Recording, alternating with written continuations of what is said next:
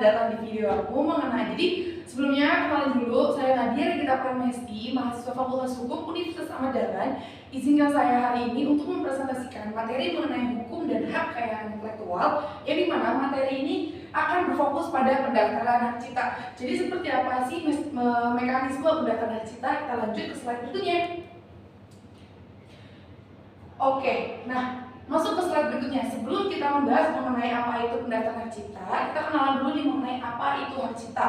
Kalau kita lihat dari berdasarkan pasal 1 angka 1 Undang-Undang Nomor 28 Tahun 2014 tentang hak cipta adalah hak eksklusif pencipta yang timbul secara otomatis berdasarkan prinsip deklaratif setelah suatu ciptaan yang diwujudkan dalam bentuk nyata tanpa mengurangi pembatasan sesuai dengan ketentuan peraturan undang-undangan.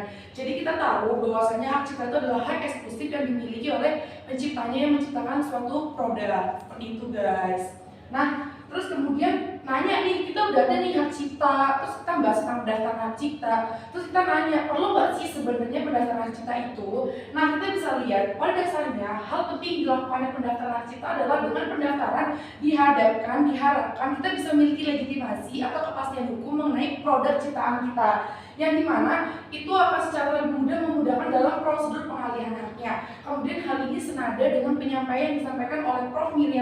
Miriam Darus yang menyatakan bahwasanya pendaftaran itu tidak hanya semata-mata mengandung arti untuk memberikan alat bukti yang kuat, akan tapi juga menciptakan hak kebendaan.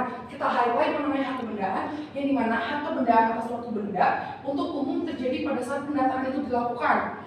Selama pendaftaran belum terjadi, hak hanya mempunyai arti terhadap para pihak pribadi yang dan umum dianggap belum mengetahui perubahan status hukum atas hak yang dimaksud pengakuan dari masyarakat baru terjadi pada saat hak tersebut dimiliki dan didaftarkan. Nah, seperti itu. Lanjut. Nah, jadi secara pentingnya hak cipta itu semuanya penting dalam melakukan pendaftaran hak cipta. Kenapa? Karena yang mana artinya dalam melakukan pendaftaran hak cipta, lahirlah pengakuan secara de jure antara hak cipta dengan antara hak dan bendanya, serta pendaftaran hak cipta dilakukan secara karena berkaitan dengan beban pembuktian apabila terjadi sengketa dalam hak cipta. Jadi penting banget buat teman-teman yang punya hak cipta, punya lagu, kemudian tarian dan sebagainya itu didaftarin tuh guys, biar nanti kalian ketika punya sengketa hak cipta kalian punya legalitas yang kuat seperti itu. Lanjut. Nah, ini salah satu bagian prosedur pendaftaran hak cipta. Ini aku dapetin dari buku hak kekayaan intelektual. Jadi yang pertama, kalau secara garis besar kita bisa lihat bahwasanya ada pertamanya bukti permohonan, kemudian ada pemohon, permintaan pendaftaran, yang dimana di permintaan pendaftaran itu berkaitan dengan ketiga hal, yaitu kalau hak cipta kita kenal bahwasanya berkaitan dengan ilmu pengetahuan, seni, dan kemudian sastra. Selanjutnya ada pemeriksaan orisinal, ada tidak orisinal. Kalau orisinal udah pasti didaftarkan, tapi kalau tidak orisinal udah pasti itu akan jelas-jelas ditolak. Nah, penjelasannya kita lanjut ke slide berikutnya. Yang pertama, kita akan membahas mengenai prosedur pendaftaran hak cipta, yang dimana berdasarkan pasal 3 Peraturan Pemerintah Nomor 16 Tahun 2020 tentang pencatatan ciptaan dan produk hak terkait, terdapat beberapa poin penting permohonan pendaftaran hak cipta yang diajukan kepada Menteri Kehakiman melalui Direktorat Jenderal Haki dengan surat 2 lengkap ditulis dalam bahasa Indonesia di atas kertas folio berganda, yang dimana apa aja sih poin-poin penting yang harus kalian siapkan ketika kalian tuh mau menciptakan atau mendaftarkan hak cipta kalian. Yang pertama itu ada nama, kewarganegaraan, alamat pencipta, kemudian nama, kewarganegaraan, alamat pemegang hak cipta, kemudian nama, kewarganegaraan, alamat kuasa apabila ada kuasanya, kemudian jenis dan judul ciptaan, kemudian tanggal, tempat ciptaan diumumkan untuk pertama kali, dan diuraikan ciptaannya secara lengkap itu berdasarkan 3 rangkap. Lanjut, mengenai ini poin penting yang harus perlu kalian perhatikan ketika melakukan pendaftaran hak cipta, yang dimana ada kalanya nama pemegang cipta dan pemegang cipta itu orangnya berbeda. Kenapa sih bisa kayak gitu? Hal ini terjadi bila ciptaan itu telah dialihkan kepada pihak lain, misalnya kepada penerbit, itu biasanya berkaitan dengan buku dan karya ilmiah, atau kepada prosedur untuk karya rekaman lagu atau musik juga, karena karya sinematografis.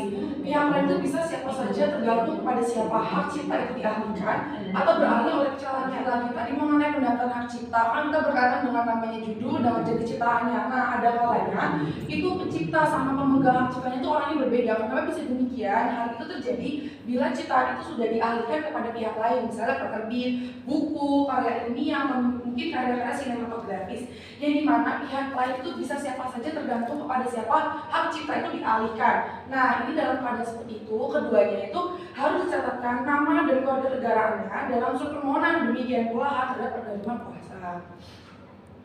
Nah, lanjut. Berkaitan dengan nama lengkap, nama dan alamat pencipta atau pemegang hak cipta atau kuasanya harus ditulis dengan nama lengkap. Namun untuk permohonan pendaftaran ciptaan yang diajukan atas nama lebih dari seorang atau suatu benda hukum, maka nama-nama pemohon harus ditulis semuanya dengan menetapkan suatu alamat pemohon.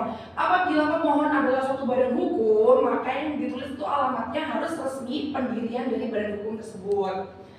Nah, kemudian ada hal penting lagi yang benar-benar harus kalian catat. Kita pindah sebelah sini karena aku pegel ya guys. Kita pindah sebelah sini. Nah, apabila surat permohonan itu diajukan oleh surat kuasa, maka surat permohonan tersebut selain ditandatangani oleh penerima kuasa juga harus disertai dengan surat kuasa.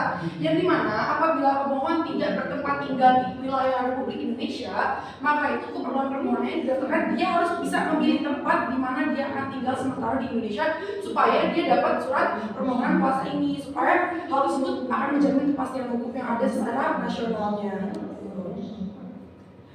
Lalu kemudian surat permohonan tanda terima yang berisikan nama pencipta ini juga penting karena apa? Apabila surat permohonan pendaftaran ciptaan telah memenuhi syarat-syarat tersebut, ciptaan yang dimohon didaftarkannya oleh Direktur Hak Cipta, Paten dan Merek dalam daftar umum ciptaan dengan menerbitkan surat pendaftaran hak cipta dalam dua rangka.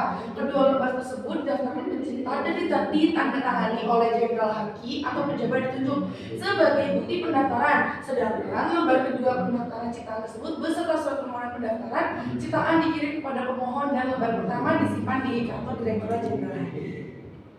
Nah, selanjutnya apa sih? Kita sudah membahas panjang mengenai prosedur hak cipta dari mulai nama, judul dan sebagainya. Terus apa sih setelah pendaftaran cipta kita bakal dapat apa? Yang pertama, dalam daftar umum itu akan termuat hal-hal yang sudah saya sebutkan sebelumnya. Sama, ada nama, benda jenis, tanggal, uraian, nomor pendaftar hak cipta dan kolom-kolom untuk pemindahan perubahan nama. Kemudian setelah dimuat dalam daftar umum ciptaan hak cipta yang telah didaftarkan dalam berita resmi ciptaan Dirjen Haki yang berisikan keterangan tentang ini sama halnya dengan poin-poin yang di atas, yaitu sama saja berkaitan dengan uraian cipta, tanggal. Mungkin bedanya ada nomor pendaftaran, tanggal pendaftaran, dan adanya pemindahan hak, perubahan nama, perubahan alamat, penghapusan dan pembatalan.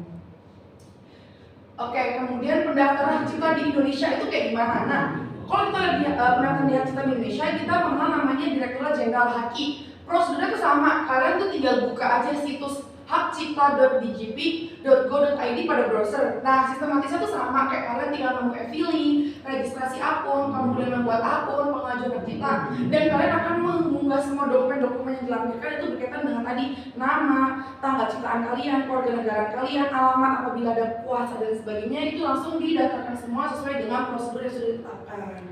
Nah, lanjut. Nah, ini masih yang sama seperti tadi. Apabila kalian sudah berhasil mengunggah semua dokumen yang kalian butuhkan, itu akan ada opsi sertifikat untuk melakukan pengunduhan seperti itu. Nah, ini salah satu mekanisme prosedur yang ada di websitenya Direktorat Jenderal Kekayaan Intelektual Haki Indonesia. Websitenya bisa kalian cek di bawah ini. Ada di bawah sini, nih ya kalian cek. Nah, ini salah satu prosedur singkatnya, kayak mulai dari registrasi, pilihan pengajuan, isi formulir, dokumen, pembayaran, dan pembayarannya ini kurang lebih 200.000 untuk setiap pendaftaran berkasnya. Kemudian ada pengajuan otomatis permohonan hak cipta dan mengunduh surat penciptanya, dan juga di sini ada pasca permohonan, ada formulir daftar permohonan suratnya gitu guys. Lanjut. Nah, ini referensi, kita udah sampai di akhir ternyata. Ini salah satu referensi yang beberapa yang aku gunakan. Aku pakai Undang-Undang Nomor 28, PP Nomor 16 dan buku aspek hukum kekayaan intelektual dari Sadikin di halaman 94 sampai 98. Maksud maaf, Saidin seperti itu. Jadi terima kasih teman-teman yang sudah menonton video ini. Semoga bermanfaat. Sampai bertemu di lain hari. Terima kasih, dan apabila ada yang ditanyakan bisa langsung ditanyakan ke kolom di bawah ini, yang adalah nomor dari dosen kita yaitu Fitri Salihah. Terima kasih atas perhatiannya. Wassalamualaikum warahmatullahi wabarakatuh. Bye bye.